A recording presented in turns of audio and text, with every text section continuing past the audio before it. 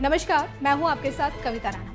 देश की सबसे बड़ी अदालत सुप्रीम कोर्ट ने भले ही अयोध्या में भव्य राम मंदिर बनाने का आदेश दे दिया हो, लेकिन इसके बावजूद एआईएमआईएम के चीफ असदुद्दीन ओवैसी बाबरी मस्जिद की रट लगाए हुए हैं। उन्होंने कहा कि हम अपनी आने वाली पीढ़ी को बताएंगे कि अयोध्या में बाबरी मस्जिद थी जिसे ध्वस्त किया गया है। ओवैसी के इस बयान पर हनुमानगढ़ी के महंत राजू दास ने जबरदस्त पलटवार किया है। हैदराबाद के सांसद ओवैसी को देश विरोधी बताते हुए महंत राजू दास ने कहा कि वो पूरे देश के मुसलमानों को बरगलाने की बात कर रहे हैं। उनके खिलाफ एफआईआर दर्ज होनी चाहिए। यहाँ पर 400 वर्ष से अगर आपके चैनल से लाखों लोग जुड़े हैं तो इस चीज़ को शेयर करें, लोगों को बताएं। क्या उच्चतम न्यायालय, उच्च न्यायालय किसी भी विषय को लेकर संज्ञान में लेकर और तुरंत कार्रवाई कर देते हैं, लेकिन ओवैसी जैसे राष्ट्र विरोधी, समाज विरोधी और समाज में शुद्ध रूप से भेदभाव फैलाने वाले लोग, जबकि ओवैसी राष्ट्र मंदिर के एक पुजारी है, संसद भवन का एक सेवक है, एक जनप्रतिनिधि है, ऐसे लोग ये कहे उच्चतम न्यायालय ने जो आदेश दिया है उसका अवहेलना करे कि मैं अपने बच्चों को बताऊंगा कि यहाँ पर 400 वर्ष से मस्जिद था, अपने बच्चों को बताऊंगा कि मस्जिद को तोड़कर मंदिर बनाया जा रहा है, ये मस्जिद है, ये मंदिर नहीं है। तो यह शुद्ध रूप से एक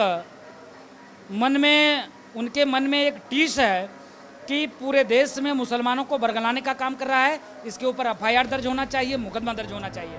तो महंत राजू दास ने ओवैसी को मुंह तोड़ जवाब देने के साथ साथ कांग्रेस को भी नहीं छोड़ा, उसे भी आड़े हाथों लिया और इसके अलावा उन्होंने पीएम मोदी के दौरे से जुड़ी अहम जानकारी भी हमसे साझा की। वाल्मीकि रामायण में इसका वर्णन है। भगवान श्री राम जब साकेत धाम को जाने लगे तो हनुमान जी महाराज का राजाभिषेक, राज तिलक हुआ है। हनुमान जी महाराज राजा के रूप में यहाँ विराजमान हैं। आपके कैमरामैन चाहे तो दिखा सकते हैं। आप किसी भी मठ मंदिर में जाएंगे तो देखेंगे कि हनुमान जी भगवान श्री राम के चरण में बैठे मिलेंगे, लेकिन यहाँ ही ऐसा आपको देखने को मिलेगा कि भगवान श्री राम ने मर्यादा का पालन किया और हनुमान जी राजा के रूप में आगे बैठे हैं, अपना खुद पीछे बैक में हैं, बैक से पीछे से आशीर्वाद दे रहे हैं। यहाँ का इतिहास है कि 2000 वर्ष पूर्व महाराजा विक्रमादित्य के द्वारा अयोध्या का पृथ्वी कई बार उत्थान और पतन हुआ, लय और प्रलय हुआ। इस बीच में हम लोग को जानकारी है कि अयोध्या का 3 बार विकास और उद्भव और विनाश हुआ, तो 3 बार विकास भी हुआ। 2000 वर्ष पूर्व विक्रमादित्य के द्वारा बसाया गया ये अयोध्या, उसमें हनुमानगढ़ी मंदिर है। अयोध्या के बीचों बीच में ये मंदिर है और कहा जाता है कि राम द्वारे तुम रखवारे, होत ना गया बिन पैसारे। राम जन्मभूमि के मुख्य द्वार पे, मुख्य मार्ग पे हनुमान जी का मंदिर है और हनुमान जी राजा के रूप में यहाँ विराजमान है।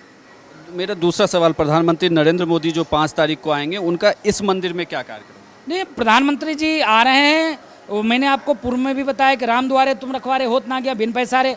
अयोध्या में जो भी व्यक्ति आता है, चाहे वो राजनीतिक व्यक्ति हो, सामाजिक व्यक्ति हो, छोटे व्यक्ति हो, बड़े व्यक्ति हो, जो भी अयोध्या आता है वो पहले हनुमानगढ़ी आता है, दर्शन पूजन करता है, उसके बाद अपने किसी कार्य के लिए जाता है।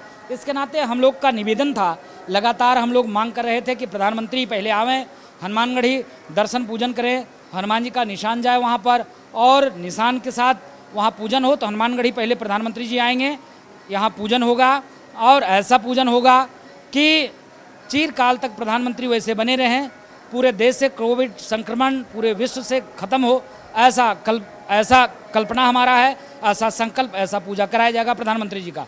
जैसे आपने अभी बात की कि एक निशान यहाँ से भेजा जाएगा राम मंदिर के लिए, क्या आप दर्शकों को बता सकते हैं कि वह निशान एग्जैक्टली होता क्या है? नहीं, निशान ये होता है कि आप देखेंगे कि विजय पताके के रूप में वो होता है, उसमें सूर्य का प्रतीक होता है।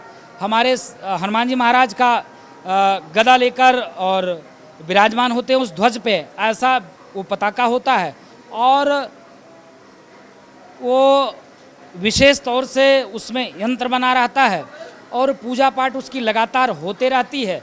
तो हम लोग जैसे भगवान को साक्षात तो नहीं ले जा सकते हैं, इसके नाते हम लोग के यहाँ जब कुंभ होता है, चढ़ाव होता है, विशेष उत्सव होता है, समैया होता है, तो उस पर हम पहले उसी चीज़ को ले जाते हैं और उसका पूजन होता है, उसके बाद हम कोई कार्यक्रम करते हैं। नहीं, प्रधानमंत्री जी आएंगे, उनका वेलकम है, स्वागत है। हनुमानगढ़ी के साधु हम लोग उनका स्वागत करेंगे यहाँ पर हनुमान जी महाराज का पूजन करेंगे परिक्रमा करते हुए।